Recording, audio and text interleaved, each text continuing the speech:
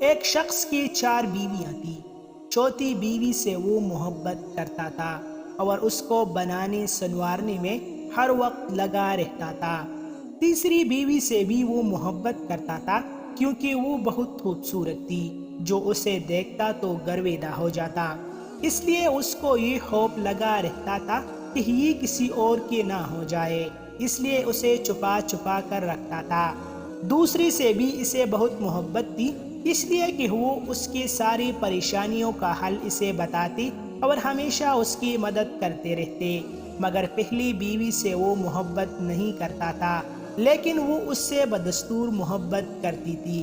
اب ہوا کچھ یوں کہ ایک دن وہ شخص اتنا بیمار ہوا کہ مرنے کے قریب ہو گیا۔ اس نے سوچا میرے پاس 4 بیویاں ہیں، کسی ایک کو تو مرتے ہوئے ساتھ لے جاؤں گا۔ اس نے چوتھی بیوی سے کہا کہ تم میرے ساتھ چلو، میں نے تم پر اتنا توجہ دیا اور اپنا مال بھی تم پر سب سے زیادہ خرچ کیا۔ جواب میں اس نے صاف صاف انکار کر دیا۔ تیسری بیوی سے کہا تو اس نے جواب دیا کہ دنیا میں ابھی میرے چاہنے والے بہت ہیں، میں کسی اور کی ہو جاؤں گی۔ دوسری بیوی نے کہا کہ میں صرف قبر تک تو ساتھ جاؤں گی، مگر اس سے آگے میں نہیں آ سکتی۔ اب یہ بہت بڑا پریشان ہوا۔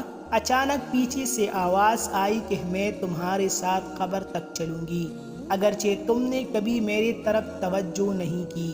جب اس نے پیچھے مڑ کر دیکھا تو اس کی پہلی بیوی تھی، جو عدم توجہ اور غذا کی کمی کی وجہ سے بالکل کمزور ہو چکی تھی، جس کے سبب قبر میں اس کی کسی کام کی نہ تھی۔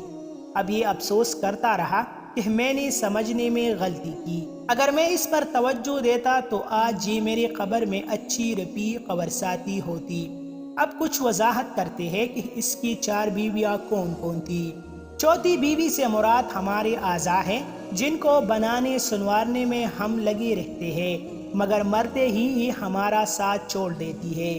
تیسری بیوی سے مراد ہمارا مال ہے، دولت ہے، جائیداد وغیرہ ہے کہ ساری زندگی لوگوں سے چھپا کر رکھو، مگر مرنے کے بعد یہ دوسروں کی ہو جاتی ہے۔ دوسری بیوی سے مراد ہمارے اہل و عیال، رشتہ دار، دوست اور احباب ہے۔ دنیا میں یہی لوگ ہمارے کام آتے ہیں، ہمارے مسائل حل کرواتے ہیں، ہم ان سے جتنے اور جیسے چاہے مدد لیتے رہتے ہیں، مگر یہ لوگ بھی زیادہ سے زیادہ قبر تک ہمارے ساتھ رہتے ہیں۔ پہلی بیوی سے مراد ہمارے اعمال ہیں، جو قبر میں ساتھ جائیں گے، لیکن ہم نے ان کی طرف توجہ نہ دے کر قبر کی حقیقی دوست، رفیق اور ساتھی سے محروم رہ گئے۔ دوستو، آخر میں اللہ تعالیٰ سے دعا ہے کہ اللہ تعالیٰ ہمیں دنیا اور آخرت میں کامیابی عطا فرمائے۔